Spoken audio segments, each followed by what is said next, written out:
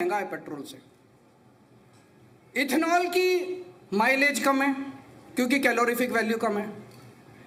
ये कह रहे थे इथेनॉल से फॉरेन एक्सचेंज बचती है, वो भी कई लोगों ने आर्टिकल लिख के कैलकुलेशन करके कोई फॉरेन एक्सचेंज नहीं बचती। कह रहे थे इथेनॉल से किसान को फायदा हो रहा, कोई किसान नहीं फायदा हो रहा। इथेनॉल के जहां प्लांट लगे हुए हैं वहां 20-20 किलोमीटर तक सारा पानी बर्बाद हो गया, पोल्यूशन हो गया, सारी जमीन खराब हो गई आसपास की, किसान दुखी हैं उससे। तो अगर इथेनॉल से कोई फायदा नहीं है तो जबरदस्ती क्यों कर रही है सरकार? कोई बता सकता है? ये जो कुछ लोग कह रहे हैं कि गडकरी जी को फायदा पहुंचाने, मेरे को नहीं लगता मोदी जी को गडकरी के बच्चों में कोई इंटरेस्ट है। मेरे को नहीं लगता कि मोदी जी गडकरी के बच्चों का मुनाफा कराने के लिए ये करवा रहे हैं। अमित शाह के बच्चे होते तो शायद फिर भी मान लेते हैं। गडकरी के बच्चों का मुनाफा कराने के लिए मोदी जी ने इथेनॉल देश के ऊपर थोप दिया, ये मैं मानने को तैयार नहीं हूं। मोदी जी और गडकरी में कितनी दोस्ती है ये हम सब जानते हैं। तो मोदी जी पूरे देश में इथेनॉल क्यों थोप रहे हैं बताओ?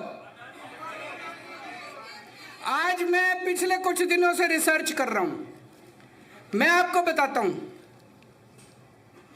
अभी कुछ दिन पहले इंडिया और अमेरिका के बीच में ट्रेड डील साइन हुई। उस ट्रेड डील में लिखा हुआ है कि अगले 5 साल में इंडिया को $100 बिलियन का अमेरिका से सामान खरीदना कंपलसरी है। $100 बिलियन का। अब क्या खरीदें? कुछ खरीदने को है नहीं, जबरदस्ती खरीदना पड़ेगा। अमेरिका दुनिया का सबसे बड़ा इथेनॉल बनाने वाला देश है। दुनिया में सबसे ज्यादा इथेनॉल अमेरिका बनाता है और अमेरिका में खपत नहीं है। हमारे देश में E20 थोप रहे हैं, अमेरिका में E10 से भी कम है, और वो भी ऑप्शन मिलती है हर पेट्रोल पंप पे, E10 लेना है कि प्योर पेट्रोल लेना है, ऑप्शन मिलती है। वहां पे E10 है, वहां E20 नहीं है, यहां अब इथेनॉल कहां बेचे अमेरिका?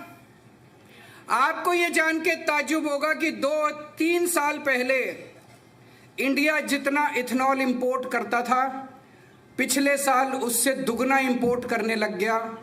और अब ये E20 लागू करने के बाद इस साल पिछले साल के मुकाबले 5 गुना इथेनॉल इंपोर्ट किया जाएगा, 5 गुना ज्यादा। और आपको ये जान के और ज्यादा ताज्जुब होगा, ये सारा का सारा इथेनॉल अमेरिका से इंपोर्ट किया जाएगा।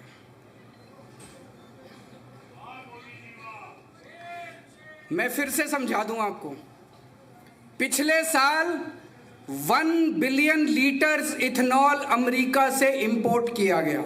कितना? 1 बिलियन लीटर्स। 3 साल पहले इसका आधा किया गया था। पिछले साल 1 बिलियन, इस साल जब E20 लागू कर दिया गया 5 billion litres of ethanol import किया जाएगा और सारा का सारा अमेरिका से इंपोर्ट किया जाएगा। तो ये जो अमेरिका के साथ जो ट्रंप के सामने मोदी जी झुके हुए हैं, जो भी मजबूरी है मेरे को बताने की जरूरत नहीं है, आप लोगों को ज्यादा पता है। जो मजबूरी है, अमेरिका को खुश करने के लिए हमारे देश के ऊपर जबरदस्ती इथेनॉल थोपा जा रहा है। पहले 2018 में केंद्र सरकार ने ऐलान किया था कि हम 2030 तक देश के अंदर E20 लागू करेंगे।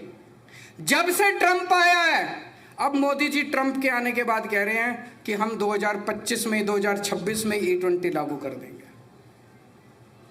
तो मोदी जी की जो मजबूरी ट्रंप के सामने है, ट्रंप ने जो मोदी जी की गर्दन पकड़ रखी है, जो हाथ पकड़ के मरोड़ रखा है मोदी जी का, उसका भुगताना आज हमारे देश के लोग 1 billion litre 5 billion litres 5 billion litres का मतलब हुआ लगभग $2.5 बिलियन। एक साल में $2.5 बिलियन का इथेनॉल हम अमेरिका से खरीदेंगे। 5 साल में $12.5 बिलियन। और अगर आप डॉलर की वैल्यू इंक्रीज होगी, पेट्रोल की खपत है, तो 15 से 20 बिलियन डॉलर का 5 साल में हम इथेनॉल खरीदेंगे।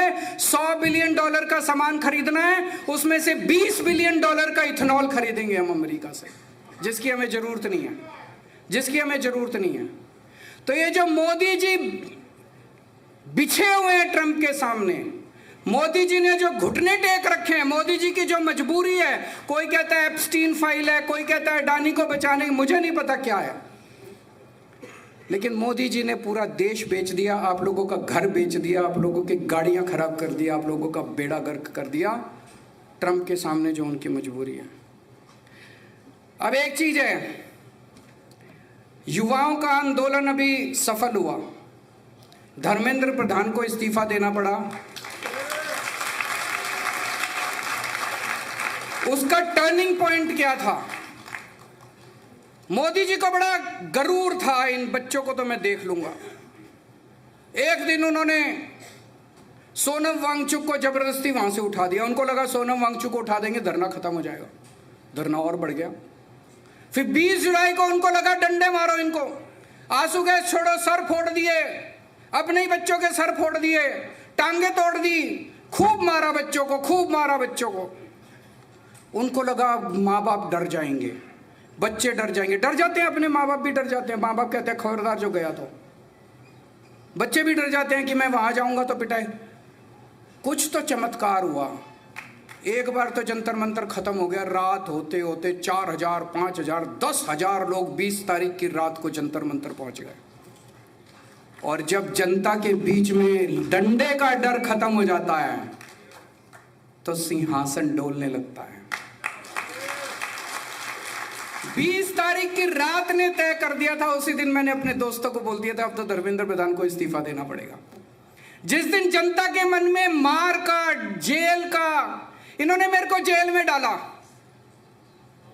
अगर मैंने कुछ गलत काम किया होता, मेरे मन में यह डर होता यार कन्विक्शन हो जाएगा, इनसे दोस्ती कर लो, मैं भी बीजेपी में चला जाता, एनडीए में चला जाता, इनका समर्थन। मेरे को पता था आज नहीं तो कल, कल नहीं तो परसों न्याय तो मिलेगा ही मिलेगा, मैं जेल चला गया। अब मेरे मन से भी जेल का डर, अगर इनको लगे ना केजरीवाल को जेल में डाल देंगे हम, मेरे को जेल का डर नहीं लगता। 6 महीने रह आया, 6 साल भी रह लेंगे। तो जिस दिन जनता को जेल का डर और डंडे का डर खत्म हो जाता है, उस दिन जनता की जीत हो जाती है। और बड़े बड़े शासक, आज जितने आप लोग आए हैं और जितने लोग सोशल मीडिया पे देख रहे हैं, मैं आपको कहना चाहता हूं, कुछ लोग डरे हुए हैं, वीडियो डालने में भी डर लगता है, कुछ भी करने में। एक बार डर निकाल दो, सारे जने वीडियो डालना चालू कर दो, देखते हैं कितने लोगों को जेल भेजेंगे मोदी जी और कितने लोगों। तुम्हारी ईडी छोटी पड़ जाएगी मोदी जी, तुम्हारी सीबीआई छोटी पड़ जाएगी, तुम्हारी पुलिस, तुम्हारा इनकम टैक्स, सारी एजेंसी छोटी पड़ जाएगी। कई बार हम सोचते हैं ना। तो केजरीवाल की बड़ी बात है, किसानों को कोई फायदा नहीं है, इथेनॉल अमेरिका से इंपोर्ट किया जा रहा है। ये अरविंद केजरीवाल ने केंद्र सरकार पर निशाना साधते हुए कहा, किसानों को कोई फायदा नहीं मिल पा रहा है। लगातार आम आदमी पार्टी की तरफ से E20 को लेकर विरोध किया जा रहा है।